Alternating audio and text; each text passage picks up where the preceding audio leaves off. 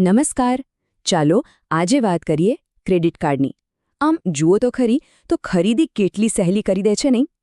પણ શું આ જ સુવિધા એક દેવાની એવી ઊંડી જાળ બની શકે છે જેમાંથી નીકળવું મુશ્કેલ હોય?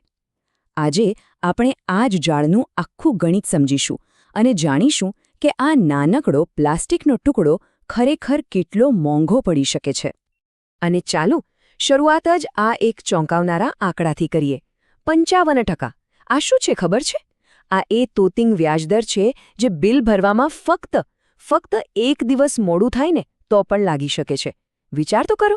આ એક જ આંકડો બતાવે છે કે એક નાનકડી ભૂલ કેટલી મોટી નાણાકીય સજામાં ફેરવાઈ શકે છે. હવે જુઓ, આ મુદ્દો એટલો ગંભીર છે કે તાજેતરમાં આપણી સંસદમાં પણ આની ચર્ચા થઈ છે. ક્રેડિટ કાર્ડ કંપનીઓ જે આટલો બધો ચાર્જ વસૂલે છે ને એના પર હવે બધાનું ધ્યાન ગયું છે. આ તફાવત ખરેખર આપણી આંખો ખોલી નાખે એવો છે. જો એક તરફ ભારતમાં વ્યાજદર બધી પેનાલ્ટી સાથે 55% સુધી પહોંચી શકે છે અને બીજી તરફ અમેરિકા જેવા દેશમાં તેને 10% પર લિમિટ કરવાનો વિચાર ચાલી રહ્યો છે. આ સ્પષ્ટ બતાવે છે કે ભારતીય ગ્રાહકો કેટલા મોટા નાણાકીય જોખમનો સામનો કરી રહ્યા છે. તો આખી જાળ ગોઠવાય છે કઈ રીતે? એની શરૂઆત થાય છે એક બહુ જ આકર્ષક શબ્દથી: ઇન્ટરેસ્ટ ફ્રી પીરિયડ. બેન્કો આ વ્યાજમુક્ત સમયગાળાનો ઉપયોગ કરીને આપણને લલચાવે છે, પણ આ માયાજાળની પાછળ એક આખું અલગ જ ગણિત છુપાયેલું છે. પણ ખરી રમત તો ત્યારે જ શરૂ થાય છે જ્યારે ડ્યુ ડેટ ચૂકી જવાય. ભલે ને ખાલી એક જ દિવસનું મોડું થયું હોય, તરત જ APR એટલે કે એન્યુઅલ પર્સન્ટેજ રેટ લાગુ પડી જાય છે. આ એ વ્યાજ છે જે બાકી રકમ પર લાગે છે અને બસ અહીંથી જ દેવાની ગાડી પાટા પરથી ઉતરી જાય છે. આ દેવાની જાળમાં ફસાવાના સ્ટેપ્સ બહુ સિમ્પલ છે. પહેલાં કાર્ડ સ્વાઇપ થાય છે અને ફ્રી પીરિયડનો આનંદ લેવાય છે, પણ પછી અચાનક ડ્યુ ડેટ ચૂકી જાય છે અને તરત જ APR લાગુ. અને સૌથી ખતરનાક વાત એ છે કે આ વ્યાજ દરરોજ ગણાય છે. દરરોજ. આને કારણે દેવું જોતજોતામાં પહાડ જેવડું મોટું થઈ જાય છે. અને હવે સાંભળો સૌથી ખતરનાક નિયમ. જો પેમેન્ટમાં મોડું થયું તો વ્યાજ ખાલી બાકી રહેલી રકમ પર નહીં લાગે. ના, એ આખા મહિનાના ટોટલ ટ્રાન્ઝેક્શન પર લાગશે. મતલબ કે સમજો કે 10,000નો સામાન ખરીદ્યો હોય અને ભૂલથી ખાલી 100 રૂપિયા ભરવાના રહી ગયા હોય તો પણ વ્યાજ તો આખા 10,000 પર લાગી શકે છે. આજ તો એ નિયમ છે જે દેવાની જાળને એકદમ મજબૂત બનાવી દે છે. હવે એક સવાલ મનમાં થાય કે ભાઈ, બેન્કો આપણને મફતમાં 45-50 દિવસ સુધી પૈસા વાપરવા કેમ દે છે?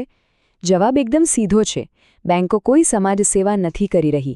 તેમની પાસે ક્લિયર કટ પ્રોફિટ મોડલ છે. બેન્કોનું નફાનું મોડલ બહુ સિમ્પલ છે. જે લોકો સમયસર પૂરેપૂરું બિલ ભરી દે છે ને એ બેંક માટે બહુ કમાણી નથી કરતા. અસલી કમાણી તો એ લોકો પાસેથી થાય છે જેઓ મોડું કરે છે. લેટ ફી અને આ તોતિંગ વ્યાજ જ બેંકની મુખ્ય આવકનો સ્ત્રોત છે. એટલે જ તો વારંવાર લિમિટ વધારવા અને લોન લેવા માટે ફોન અને મેસેજ આવતા રહે છે. આ બધી વાતો ખાલી આંકડાઓની નથી.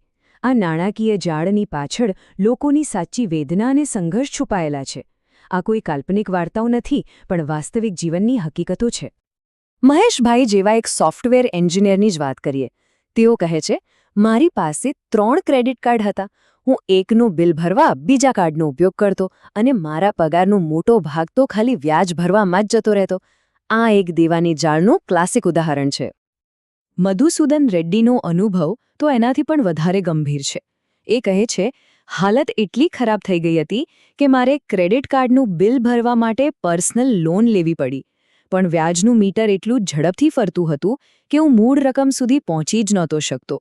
આ બતાવે છે કે આ જાળમાંથી બહાર નીકળવું કેટલું મુશ્કેલ બની જાય છે. તો શું આનો મતલબ એવો થયો કે ક્રેડિટ કાર્ડ બંધ જ કરી દેવું જોઈએ? ના, બિલકુલ નહીં. જરૂર છે તેને સ્માર્ટ રીતે વાપરવાની, સમજદારીથી. ચાલો હવે સમસ્યામાંથી બહાર નીકળીને તેના ઉકેલ પર ધ્યાન આપીએ. તો બચવાનો રસ્તો શું છે? સૌથી પહેલો અને ગોલ્ડન રૂલ: હંમેશા, અને હું ફરી કહીશ, હંમેશા ડ્યુ ડેટ પહેલાં પૂરેપૂરી રકમ ચૂકવી દેવાની. ભૂલી જવાય એવું લાગતું હોય તો બેસ્ટ રસ્તો છે ઓટો ડેબિટ સેટ કરી દો. બીજું, તમારી જે પણ ક્રેડિટ લિમિટ હોય ને એના 30-40%થી વધારે ઉપયોગ ટાળો. આનાથી સારો મેસેજ જાય છે અને સિબિલ સ્કોર પણ સુધરે છે. અને હવે એ ભૂલો જે ક્યારેય નથી કરવાની. પહેલું, મિનિમમ અમાઉન્ટ ડ્યુ ભરવાની ભૂલ તો ક્યારેય ન કરતા.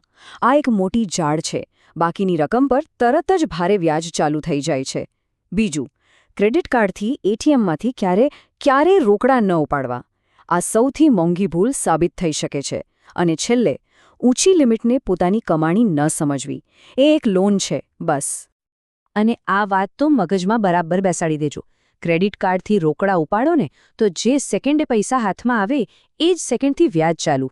એના પર કોઈ જ ફ્રી પીરિયડ નથી મળતો. આ ભૂલ ખરેખર બહુ મોંઘી પડી શકે છે.